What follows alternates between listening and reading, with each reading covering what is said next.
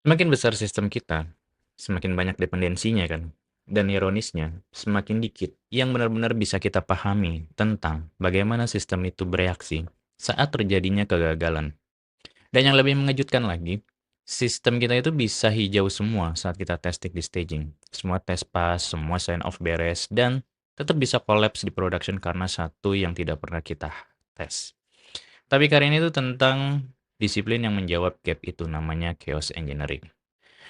Oke, gue Reza. Jadi gue udah 17 tahun di dunia quality engineering. Sebagian besar karir gue itu dihabiskan di environment dengan skala yang nggak kecil. Ratusan microservice, jutaan transaksi per hari, dependensi yang terhubung satu sama lain.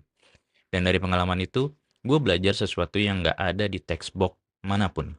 Bahwa testing fungsional itu perlu, tapi dia nggak cukup untuk menjawab satu pertanyaan yang paling penting. Apa yang terjadi dengan sistem kita kalau salah satu bagiannya tiba-tiba gagal? Bayangkan kita punya sebuah service. Service itu bergantung ke banyak hal. Database, Redis, Elasticsearch, service lain lewat gRPC atau HTTP. Semuanya jalan normal, semuanya tes pas, tapi pertanyaannya, kita sudah pernah tes nggak? Apa yang terjadi kalau misalkan Redisnya tiba-tiba down? Kalau database latensinya naik 3 kali lipat gimana? Kalau salah satu upstream service tidak bisa diakses, sudah ada error handling-nya belum? Kebanyakan tim jawabnya harusnya ada fallback-nya, harusnya ada timeout-nya, tapi udah diverifikasi belum? Udah dibuktikan belum kalau kondisinya mendekati real? Nah, disinilah gap-nya. Dan gap ini yang sering banget kelihatan pas insiden beneran itu udah terjadi. Dan kita jadi makan cost lebih banyak. Chaos engineering itu pada dasarnya adalah disiplin untuk sengaja menginjeksi kegagalan ke dalam sistem kita. Tapi dengan cara yang terkontrol, terukur, dan ada hipotesis yang jelas sebelumnya. Bukan asal rusak, bukan stress test biasa. Ini beda. Ini tentang menjawab satu pertanyaan yang spesifik. Kalau misalkan dependensi X gagal, sistem kita bereaksi seperti apa? Apakah udah sesuai ekspektasi atau belum? Atau ada perilaku yang tidak terduga?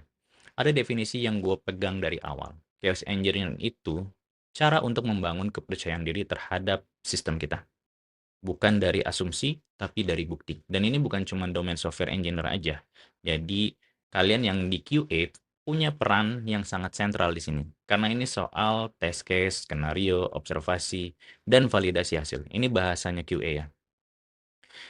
Chaos engineering punya alur yang bisa kita bagi jadi beberapa tahap kita, mulai dari resiliency testing, memahami dependensi service kita, dan mulai coba inject failure secara sederhana dan terkontrol. Dari situ kita masuk yang namanya ada game day, sebuah sesi di mana semua stakeholder duduk bareng, mensimulate failure, dan observasi hasilnya secara langsung. Dan ini bagian yang paling penting dan paling menarik menurut gua. Karena disinilah discovery yang sesungguhnya terjadi. Kita melihat langsung gap antara apa yang kita asumsikan dengan apa yang akan benar-benar terjadi. Habis game day, tim implement perbaikan berdasarkan penemuan-penemuan saat game day tadi. Dan kalau udah cukup mature, semua proses itu bisa diotomasi. Jadi bagian dari deployment pipeline kita. Sistem yang tidak cuma berfungsi normal, tapi tahan banting di kondisi buruk sekalipun. Jadi kalau misalkan kalian sudah punya automation, maka automationnya bisa dipakai saat game day. Tapi kalau misalkan nggak punya automation, lewat skenario-skenario yang udah kita buat, kita bisa melakukan manual testing dulu. Itu it's okay. Yang penting kita koordinasi sama developer bagaimana cara mereplicate kondisi-kondisi skenario yang terburuk yang udah kita plan. Di video berikutnya, kita bakal breakdown masing-masing tahap ini lebih dalam dari cara kita identifikasi DeFi dependensi, menyusun test case yang benar, sampai gimana hasilnya bisa jadi insight nyata buat tim engineering.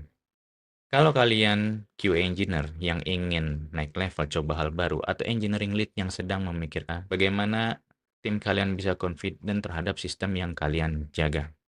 Jadi ini topik yang worth it banget untuk didalamin bareng-bareng. Implementasinya juga sulit. Sampai ketemu di episode berikutnya.